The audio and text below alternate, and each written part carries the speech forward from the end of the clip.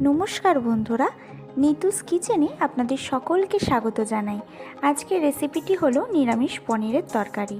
মশলার মধ্যে 4-5টা কাঁচা লঙ্কা, আদা কুচি, টমেটো কুচি এবং ভিজিয়ে রাখা কাজু বাদাম ও চালমগজ নিয়ে ভালো মতন বেটে নিয়েছি।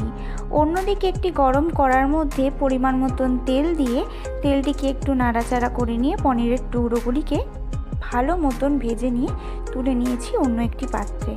অপরদিকে কেটে রাখা ক্যাপসিকামগুলিকেও আমি ভেজে নিয়েছি, আপনারা চাইলে নাও ভাজতে পারেন। সেই তেলের মধ্যে পরিমাণ মতন চিনি দিয়ে গোটা গরম মশলা দিয়ে বেটে রাখা মশলাটিকে দিয়ে পরিমাণ মতন লঙ্কা, জিরে গুঁড়ো ও ফেটিয়ে রাখা টক দই দিয়ে ভালো মতন নেড়ে চেড়ে নিয়ে পরিমাণ মতন নুন এবং ভেজে রাখা ক্যাপসিকাম দিয়ে আবারও নেড়ে নিয়েছি। অল্প পরিমাণ জল দিয়ে ভেজে রাখা পনিরগুলি দিয়ে ঢেকে রেখেছি কিছুক্ষণের জন্য। 2 থেকে 3 মিনিট পর গরম মশলা দিলেই তৈরি নিরামিষ পনিরের রেসিপি।